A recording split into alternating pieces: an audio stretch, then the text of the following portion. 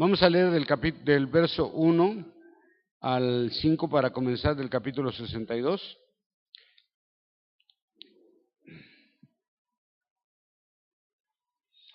Voy a ir al versículo 1, 2, 3, 4, 5. Por causa de Sión no callaré, y por causa de Jerusalén no reposaré, hasta que salga como resplandor su justicia, y su salvación se encienda como una, dice ahí hacha, pero en otras versiones dice antorcha. Y verán los gentiles tu justicia, y todos los reyes tu gloria, y te será puesto un nuevo nombre que la boca del Señor nombrará. Y serás corona de gloria en la mano del Señor, y diadema real en la mano del Dios tuyo. Nunca más te llamarán desamparada, ni tu tierra se dirá más asolamiento, sino serás llamada Epsiba, y tu tierra Beula, porque el querer del Señor será en ti, y tu tierra será casada. Pues como el joven se casa con la virgen, se casarán contigo tus hijos, y como el gozo del esposo con la esposa, así que se gozará contigo el Dios tuyo. Señor, gracias por tu palabra. Te pedimos, Padre, que nos edifiques a través de ella, que podamos entenderla, Señor, en el nombre de Jesús. Amén. Bueno, esta versión es un poquito diferente, pero en la versión Reina Valera lo dice un poquito más claro, y habla de justicia y salvación, desde a partir del verso 1. El motivo, el profeta está diciendo, no voy a callar, por causa de Jerusalén, no voy a reposar, no me voy a estar quieto hasta que llegue su justicia y su salvación. O sea, la motivación es el amor de Dios, y el objetivo es la restauración del pueblo de Dios, de Israel. Aquí comienza el profeta declarando eso, no me voy a callar, y que Dios no va a parar, que no va a descansar hasta que llegue su justicia y salvación. Y esto dice que será como una antorcha encendida, es decir, como una gran luz, y esa gran luz está hablando, si juntamos los versículos siguientes, que todas las naciones podrán verla. Entonces le está hablando al pueblo de Dios, y la pregunta que nos haríamos nosotros sería, ¿quién es esa luz? ¿Quién es esa justicia? ¿Y quién es esa salvación? Bueno, obvio nosotros ya sabemos quién es, ¿verdad? ¿Sí o no? ¿Verdad que sí? Pero ellos sería difícil entenderlo, pero para ellos tal vez sería el final del cautiverio y regresar a la ciudad de Dios. Y sabemos que en un doble contexto podría estar hablando del regreso de los cautivos a través de el edicto que dio el rey Ciro, pero sabemos que en un doble contexto está hablando del Mesías. Ahora, la razón por la que no hay paz en Jerusalén y en el mundo, si lo vemos en un contexto futuro, es ¿por qué? Porque el Mesías aún no está entre ellos. Usted sabe de todos los conflictos que hay en Medio Oriente, ¿verdad? ¿Por qué no hay paz todavía? Porque no ha llegado su justicia y salvación. ¿Okay?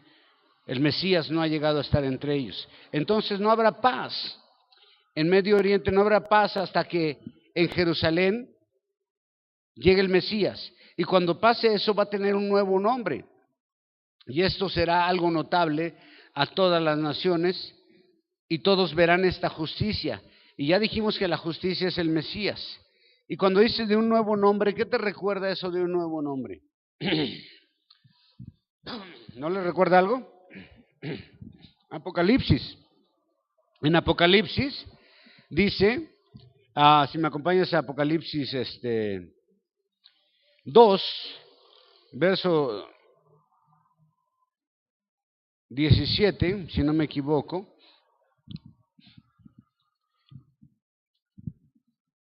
¿Estamos ahí? Está hablando a una de las iglesias y dice, el que tiene oído, oiga lo que el Espíritu dice a las iglesias.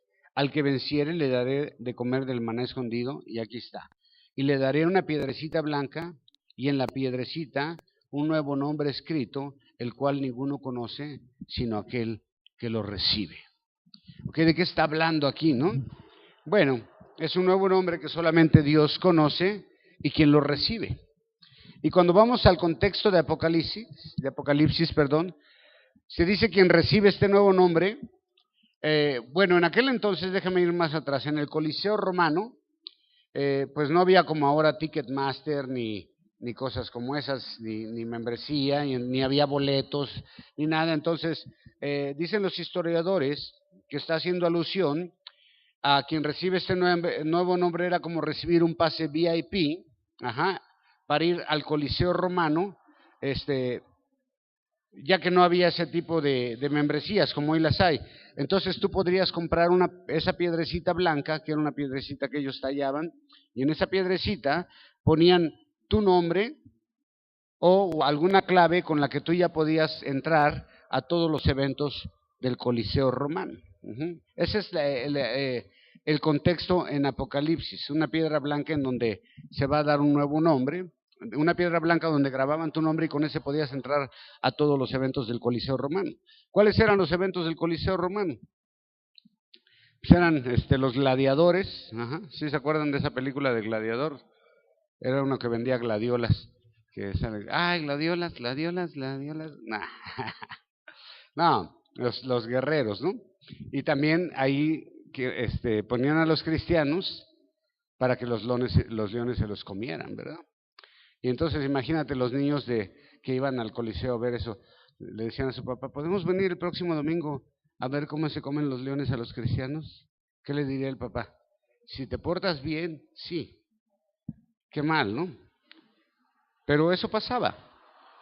Bueno, ya me salí. Entonces, dice que va a recibir un nombre esta ciudad.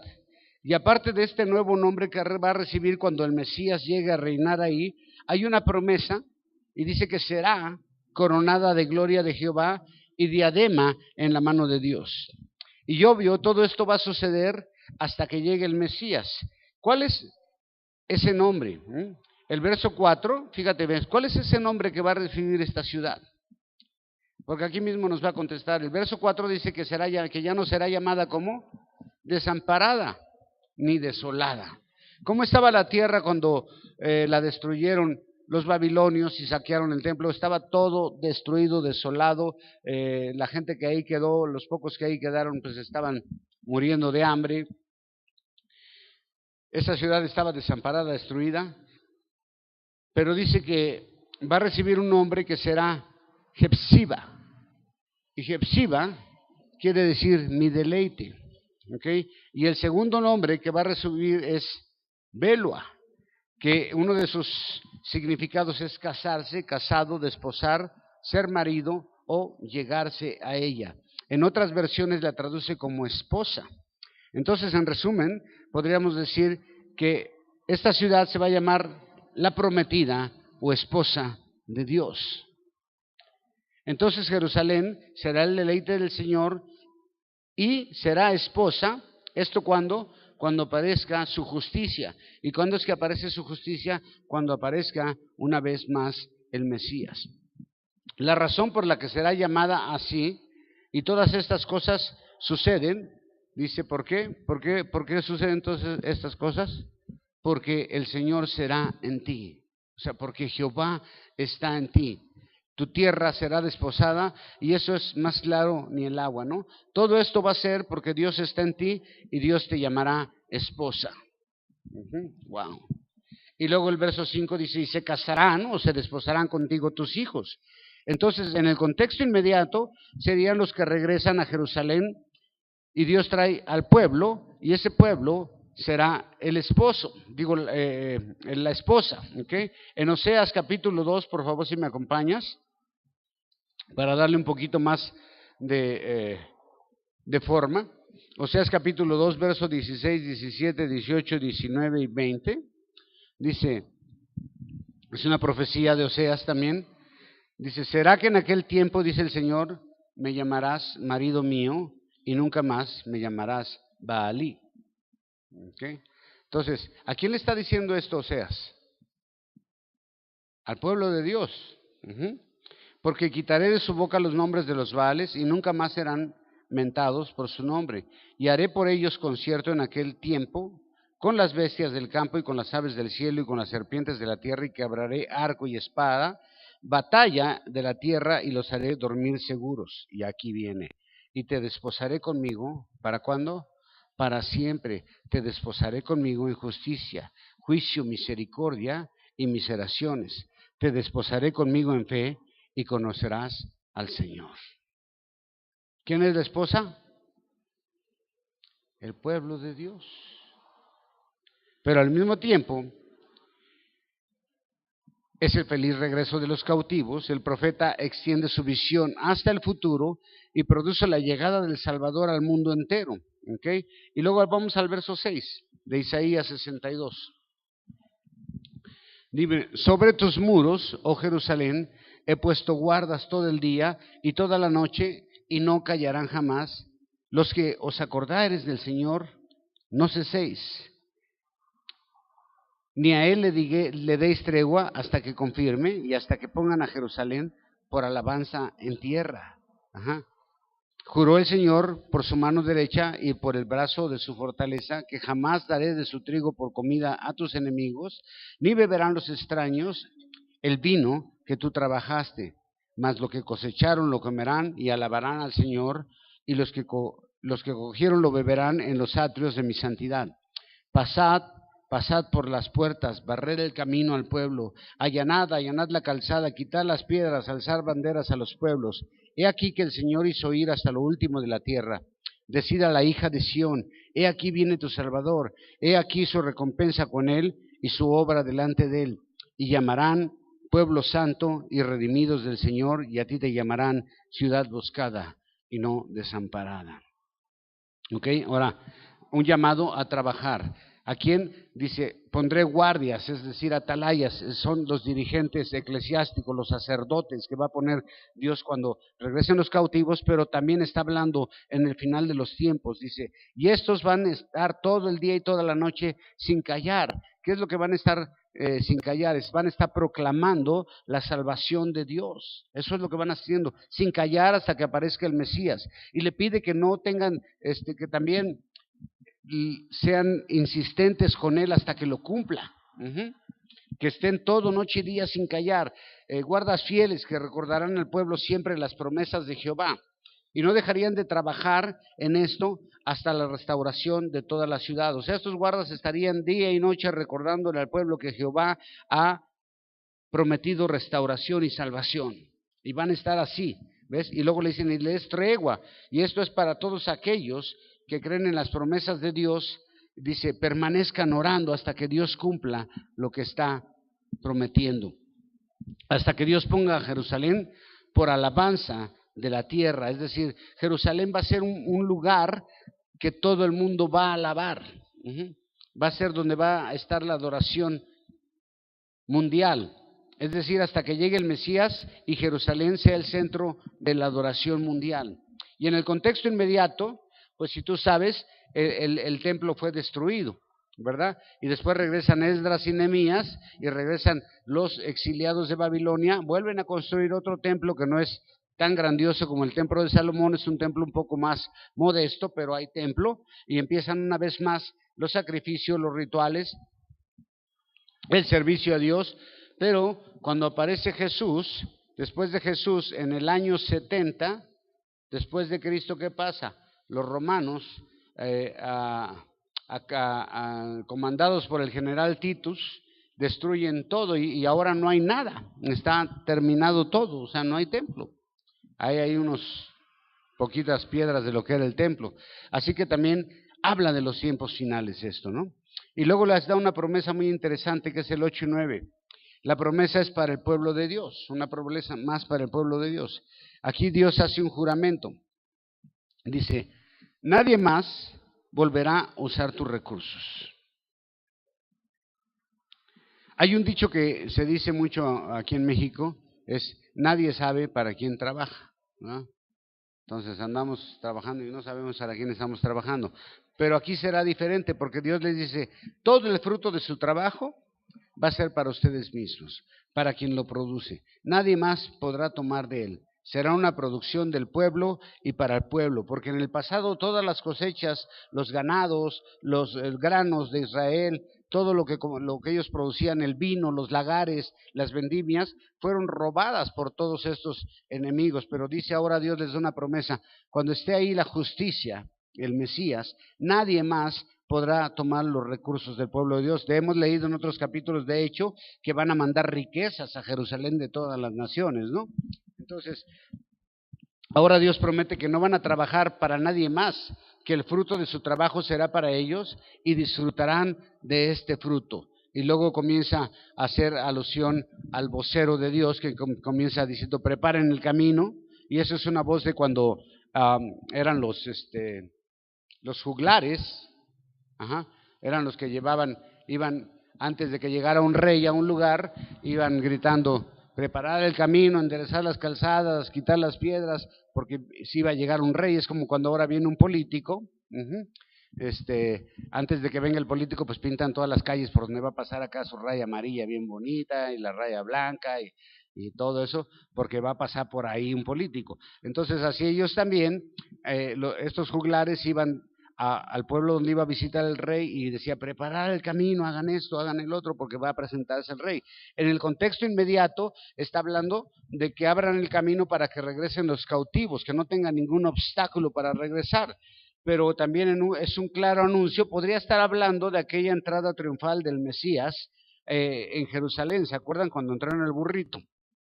Pero más adelante también está hablando de la llegada del Mesías. Y si no, acompáñame a esto, porque si tú lees estos versículos,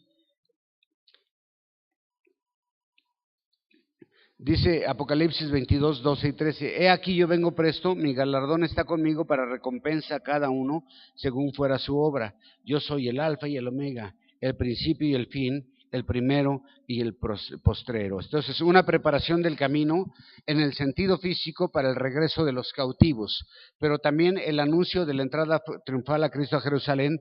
Pero en el sentido espiritual es una preparación de los corazones, porque Cristo va a regresar por segunda vez. Y aquí dice el verso 11 y 12, si me acompañas ahí, en el capítulo 62, que son los últimos, y el otro conecta con ese capítulo también. He aquí Jehová hizo ir hasta lo último de la tierra, decir a la hija de Sión: aquí viene tu Salvador, he aquí su recompensa con él, y delante de él su obra. Y luego dice el 12: y les llamarán pueblo santo, redimidos de Jehová, a ti te llamarán ciudad deseada y no desamparada. Ok, en un contexto inmediato podría ser el regreso de los cautivos, y su Salvador de alguna manera podría ser el rey que levantó el edicto para que regresaran. Pero ¿quién es ese Salvador? Realmente obvio, todos sabemos que es Cristo. Y cuando aparezca Cristo, entonces todos los israelitas, todo el pueblo de Dios será llamado pueblo santo y redimidos de Jehová. Pero el 63 aquí es donde conecta todo. Verso 1, 2, 3, 4, 5 hasta el 6. Dice, ahora sigue hablando de este Salvador que viene, ¿ok? Sigue hablando de esta justicia, de este que viene. Dice: ¿quién es este que viene de don de Borsa, con vestidos bermejos? Dice aquí, pero en otras versiones dice rojos, ¿verdad? Este hermoso en su vestido, que marcha con grandeza de su poder. Yo le hablo en justicia grande para salvar, porque rojo tu vestido y tus ropas como los que han pisado el lagar. No, perdón, son preguntas. ¿Por qué rojo es tu vestido y tus ropas como el que ha pisado el lagar? Y él contesta: solo pisé el lagar, y de los pueblos nadie fue conmigo. Lo pisé con mi ira y los hollé con mi furor. Su sangre salpicó mis vestidos y ensucié todas mis ropas, porque el día de la vergüenza está en mi corazón y el año de mis redimidos es venido. Miré pues y no había quien ayudara, y abominé que no hubiera quien me sustentara, y me salvó mi brazo y me sostuvo mi ira. Y hollé los pueblos con mi ira y los embriagué de mi furor, y derribé a tierra su fortaleza. ¿Ok? Ahora, ¿quién es este que viene de Edom? Aquí se comienzan a preguntar todos: ¿quién es este que viene de Edom? Bueno, y Edom sabemos que son los descendientes ¿de quién? De Esaú, que también tiene que ver con rojo. Y aquí el profeta comienza con una pregunta: una pregunta que se responde en el mismo verso, dice, ¿quién es este? Ajá. Y contesta, ¿quién es él? Dice, yo, el que hace justicia. ¿Quién es el que hace justicia? Obviamente Dios, obviamente es Cristo. Dice que viene de Edom. Entonces, podríamos ver que el Mesías aparece primero en Edom y muchos dicen que ya esto es cuando viene de la batalla del Armagedón. Su juicio comienza con los edomitas. Su vestido es rojo, salpicado como quien ha estado en el lagar. Un lagar era el lugar donde ponían todas las uvas y entraban a machacarlas con los pies y obviamente se salpicaban. Y ese lagar o esas uvas representan a las naciones enemigas de Dios que están siendo pisoteadas por Dios, ¿ok? Y el verso 3 da una respuesta y nos dice que solo Él ha acabado con las naciones y sus vestidos están salpicados de sangre. Algunos podrían pensar que es Ciro, el rey persa, que hizo una gran conquista, pero si vamos a Apocalipsis 19, entonces nos damos cuenta que es Jesucristo, ¿ok? Del que está hablando, totalmente es Jesucristo del quien está hablando. Ve lo que dice Apocalipsis 19, verso 13, 14 y 15, cuando Juan tiene la visión y dice, hablando de Cristo, y estaba vestido de ropa teñida de sangre, y su nombre es llamado, ¿qué? ¿Cómo dice ahí? Palabra de Dios. Y los ejércitos que están en el cielo le seguían en caballos blancos vestidos de lino fino, blanco y limpio, finísimo, blanco y limpio. Y de su boca sale una espada aguda para herir con ella a los gentiles, y él los regirá con barra de hierro, y él pisa el lagar del vino del furor y de la ira del Dios Todopoderoso. ¿Ok? Entonces el profeta está hablando y haciendo alusión del día del juicio en el futuro, cuando llegue el Mesías. Claro que es el día de los redimidos y el día de la consumación de la salvación. Y claramente estos versos hasta el 6 está hablando del día del juicio y del segundo regreso de Jesucristo, ¿okay? Cuando ya viene con todo su ropaje bañado en sangre y en un caballo blanco, ¿no? El capítulo anterior que vimos de Isaías,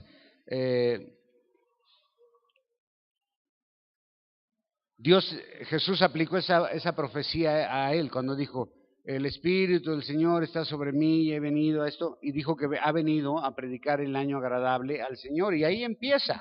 Y se acuerdan que les dije que había parado hasta ahí, que no había dicho lo del juicio, pero en su segunda llegada será ya la venganza de Jehová, ¿ok? Y luego dice el 7, y de las misericordias del Señor haré memoria, de las alabanzas del Señor conforme a todo lo que el Señor nos ha dado y de la grandeza de su beneficencia a la casa de Israel, que les ha hecho según sus misericordias, según su multitud de miseraciones. Porque dijo,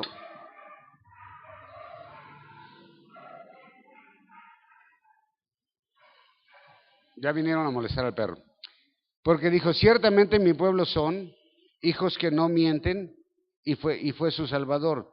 En toda angustia de ellos, él fue el angustiado, y el ángel de su faz los salvó con su amor, y con su clemencia los redimió, y los trajo a cuestas, y los levantó todos los días del siglo.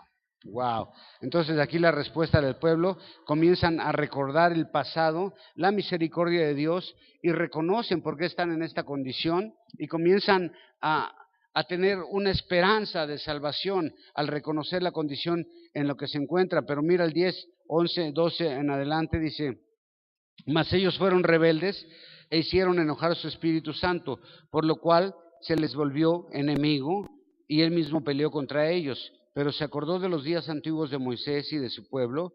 ¿Dónde está el que hizo subir del mar con el pastor de su rebaño? ¿Dónde está el que me puso en medio de su Espíritu Santo? El que los guió por la diestra de Moisés con el brazo de su gloria, el que rompió las aguas haciéndose así nombre perpetuo, el que los hizo ir por los abismos como un caballo por el desierto, nunca tropezaron. El Espíritu del Señor los pastoreó como una bestia que desciende al valle, así pastoreará a tu pueblo para hacerte nombre glorioso. ¿Ok? Entonces, del verso 14 es un canto, de alguna manera el mismo canto de liberación de Egipto que se repite varias ocasiones en la Biblia. ¿Y de qué están hablando? De aquella ocasión cuando salen de Egipto y Dios abre el mar y están preguntando, ¿dónde está aquel que abrió el mar? Y siguen recordando este evento, ¿no? Entonces el pueblo retrocede en el recuerdo de su rebeldía del pasado. Y como siempre, a pesar que Dios les mostró su misericordia, ¿se acuerdan? En el desierto se quejaron, saliendo de Egipto se quejaron, llegando a la peña de Oreb se quejaron, en el Sinaí se quejaron, en todos lados se quejaron, ¿no? Entonces, a pesar de que Dios siempre les mostraba su misericordia, ellos seguían mostrándose rebeldes y por eso ahora tuvieron estas consecuencias porque se rebelaron constantemente.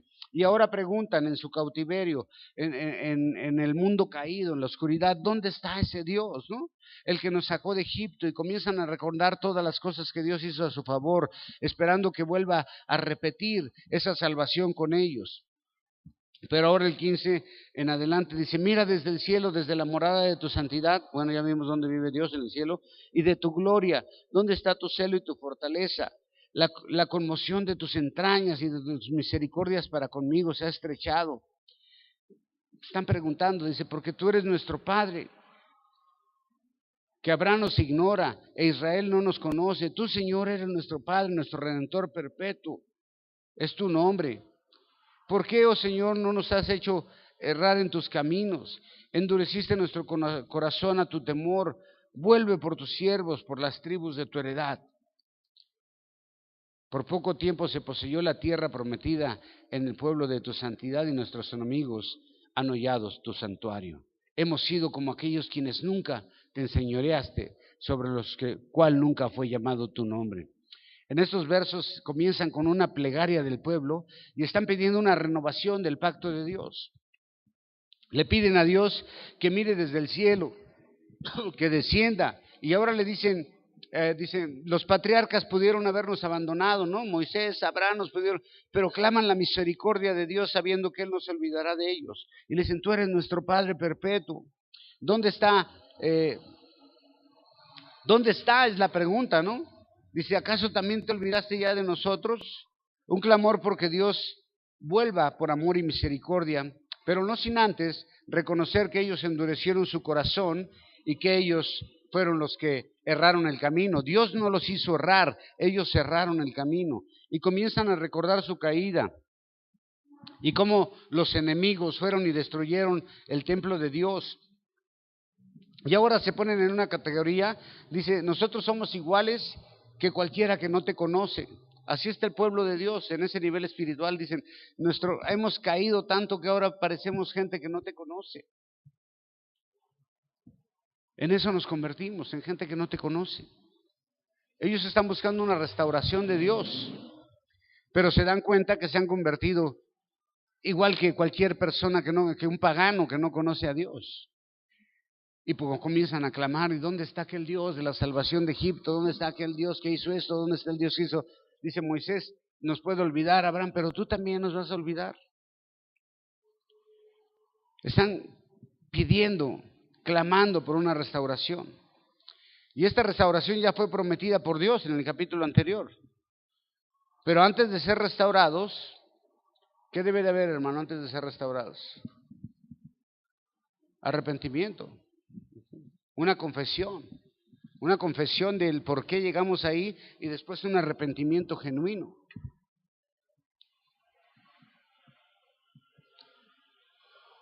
Hay una confesión y ellos comienzan con una confesión detallada de todas sus malas decisiones.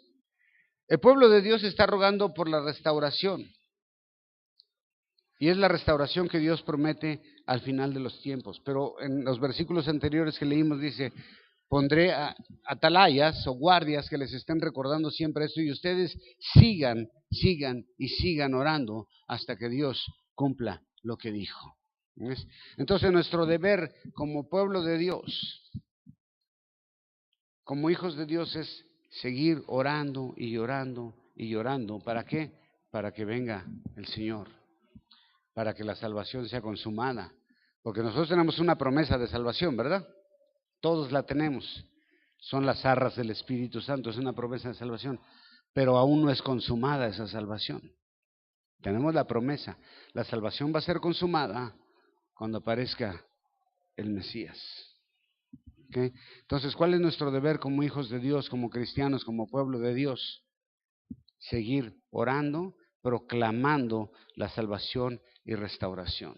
Entonces, hay una restauración final al final de los tiempos, en donde todo el pueblo de Dios va a regresar a Jerusalén y todos los gentiles convertidos a Jesús también van a regresar y va a ser una adoración mundial y va a haber una calzada grandísima. Por eso dice, preparar el camino, que no haya estorbo, que no haya nada que estorbe para que regresen, y van a regresar todos ahí a ese lugar, a una adoración mundial del Mesías.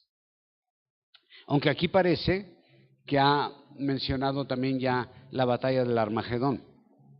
Cuando dice, ¿quién es este que viene de Edom todo teñido de rojo, no?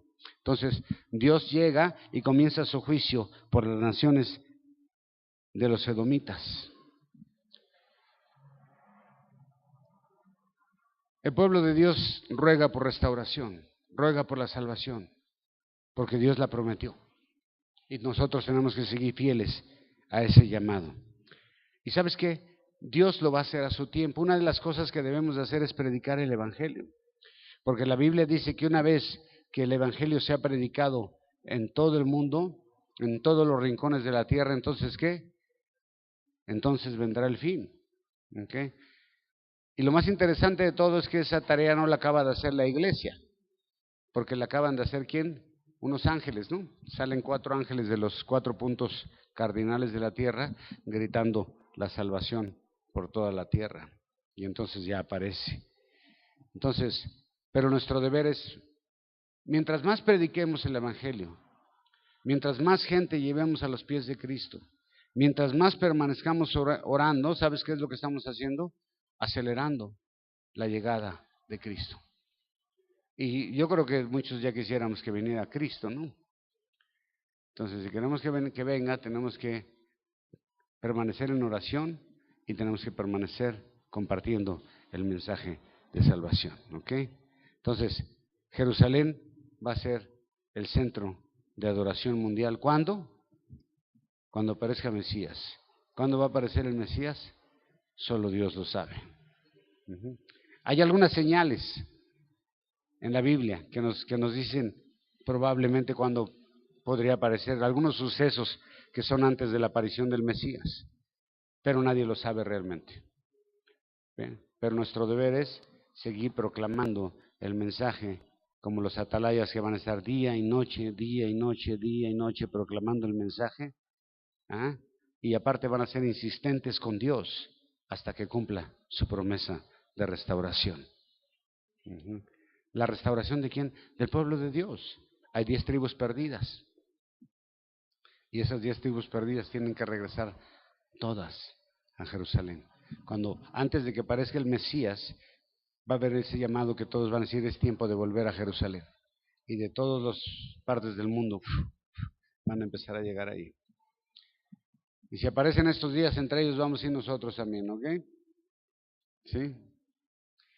Entonces Dios lo hará a su tiempo y Jerusalén será el centro de la adoración mundial. ¿Ok? Que Dios les bendiga. Dale el aplauso fuerte al Señor. Dios los bendiga, hermanos. Gracias.